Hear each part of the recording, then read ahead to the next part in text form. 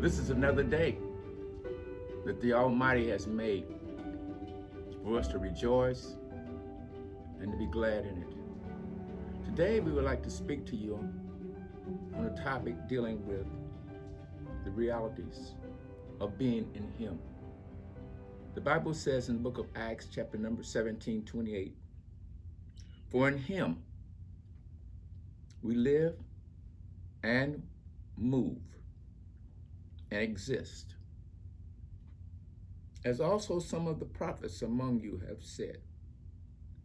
For we are also His offspring." In the Creator, we live and move and have our existence. It's important for each of us to realize that we're not here by accident. This Bible that we read has been preserved to inform us of our origination, our destiny, our generation, and our future. We're not here by accident. We're here because there has been a design and a plan in the mind of the Almighty about every person that's breathing now, the past, and in the future. That you do not breathe on your own. You do not come into a particular generation by your own selection, your own thinking, your own creativity. The Bible lets us know that we have a time to be born, a time to leave, and a time to bring forth and produce according to the plans that He has for our lives. He's a good Father, and He loves every person that He creates. None of us can create ourselves, but He's wise enough to give us some input in His Word. Unlike the people who are here in the book of Acts, who are praying to idols, an unknown Elohim, an unknown reality. The Apostle Paul visits and begins to speak with them. It's unfortunately that even after he begins to speak to them, only several people follow him. And he's given the information that would transform their lives forever.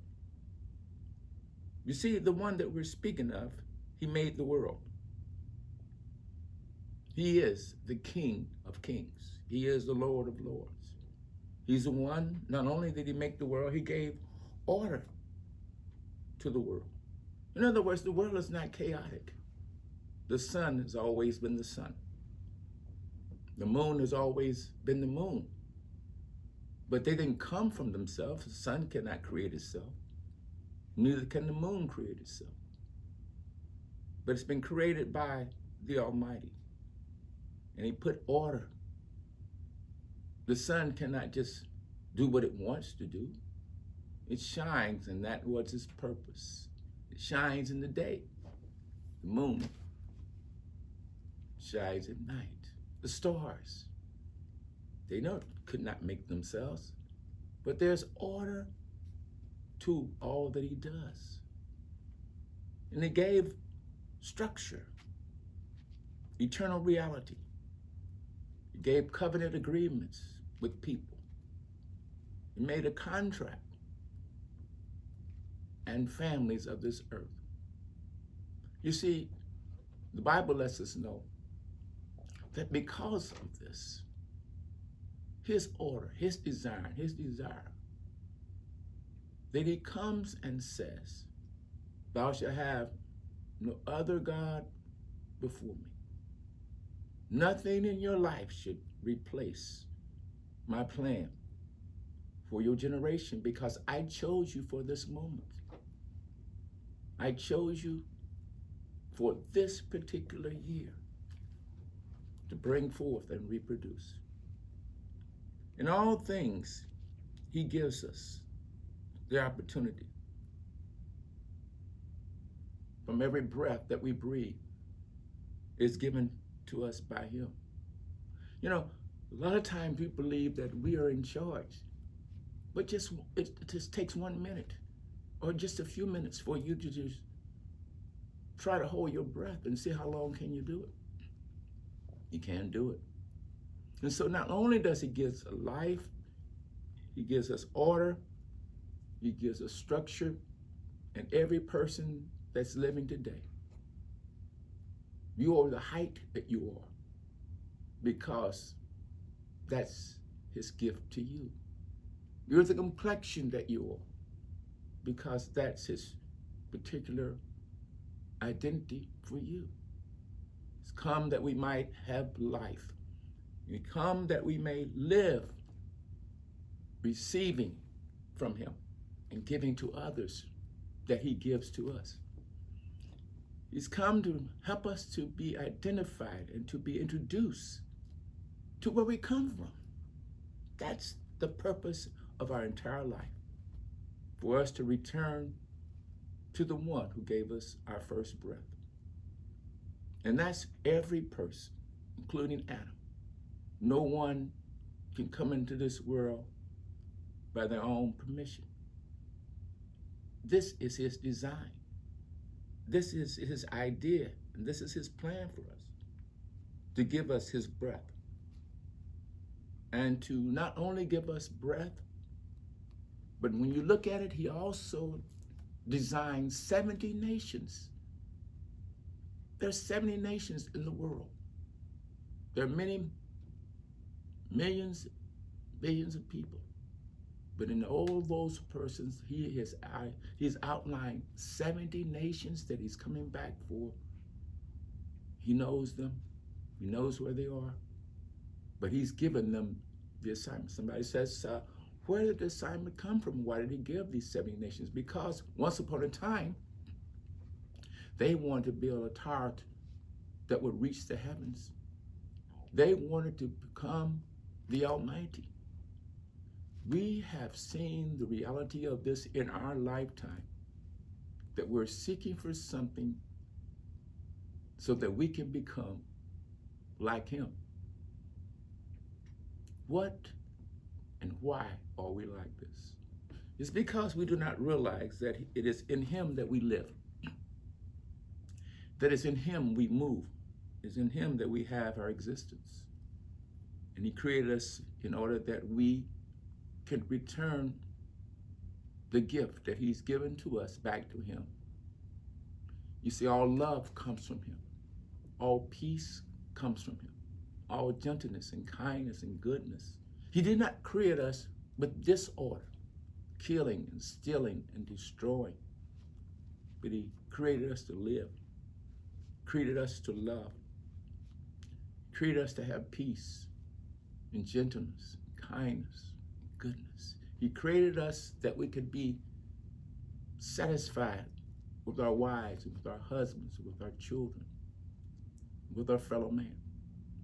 And because of that, he's given us standards, and he's given us a means by which we can have ordered our lives. He gave us his 10 commandments. He gave us his only begotten Son. He's given to us life and breath.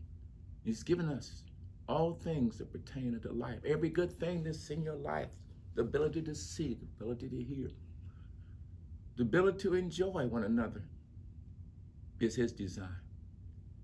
And when we go astray, he says, I want to remind you of one thing, that I did not create you to die and spend eternity separated from me. But I created you that you might have life, and that you may have all that's pertaining to life and goodness, kindness, peace, gentleness. Love your neighbor as yourself, and to love me with all your heart, soul, mind, and strength.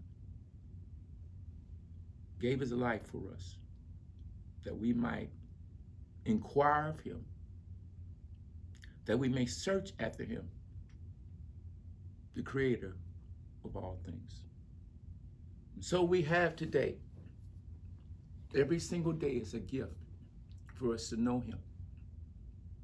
Every single day is a gift for us to share with one another, the gift that he has given to us. No person is created exactly alike, but every person has a divine gift. It may be just a simple thing as a word of kindness, a word of peace, word of encouragement. You don't need to try to be something. He's created you special. And then he sent the instructions on how he wants you to live in the word of the Almighty. How to treat him, how to treat one another. You can't be successful in life if you don't learn to follow the instructions that he's given you and preserved for you, for your generation, in the words that come from the Almighty. This is so important that he gave the 70 nations, and he made one nation, a very special nation, to be a leader of the other nations. This is why the Messiah came through a particular nation. This is why the word of the Almighty has come through a particular nation, because he's designed it that way. Let me tell you something. You may want to have it your way, but eventually everything is going to be his way. All have seen in the reality that he wakes us up every morning, gives us the gift of his son, the gift of rain in the season, the gift of the snow in the season, the gift of life in the season. We're all born to enjoy our particular moment, our particular generation. We can't go back. We can't go forward. We are in this generation because this is his plan for our life. For us to come to the knowledge of one thing, that we may inquire of him, that we may cry out to him. And so in the book here, in chapter number 17:28, for in him we live and we move and we have our existence. We are all created that we may enjoy the realities of who he is, and that we all may come to the knowledge of truth, that he's for us. He will never be against us. He has given his best, his finest, in the gifts that we have that no man can give to us. Just think about the gifts that you have in your own life that no one can give to you. No one can create these gifts. Everything about you is beautiful because it's unique, like a wonderful diamond. It's special. It's one of a kind. There will never be another you. You are the only you for a purpose. Understand that. Don't try to imitate other people in things that are ungodly. They are there in your life for one reason, that both of you can learn about the beauty and the value of every life. He said in the word, I've come that you might have life. I've come that you might have peace of mind. I've come that you may enjoy all the things and the gifts that I've given to you in your season, in your generation, in your moment, before you come back to me to report to me, connected to your generation and your time and what you have done. Because of this, he's made sure that you can have the instructions that only he can preserve for you when men have tried to destroy. He tells you to love me with all your heart, all your soul and your mind and strength. I've come that you might have and love one another. Love me and love all my creation, be it plants, animals, people. If you didn't make it on your own, look at it from another perspective. He's given you these things that you may enjoy them, that you may return to him to give account of your tenure and time on this earth. For after all, it is his kingdom, his power and his glory forever, for all who have life and all that breathe. Look, I love you, and I want you to know that these moments are special moments for me, special moments for you, that we will stand before him and give account of all the time that he's given to us. I love you. Before we leave, we want you to know that no one can take your place in the heart of the Almighty Eternal Father. I would like to say this. Father, we give you praise and glory for this moment. This is your kingdom, your power, and your glory, that we cannot do anything without seeing with your eyes, hearing from you, from the gifts that you have given us. And we thank you so much for every person that's under the sound of my voice, that they will realize how valuable they are and how valuable you are in giving us this opportunity to love you again. God bless you, and we'll see you next time. Feel free to leave a comment below. God bless you.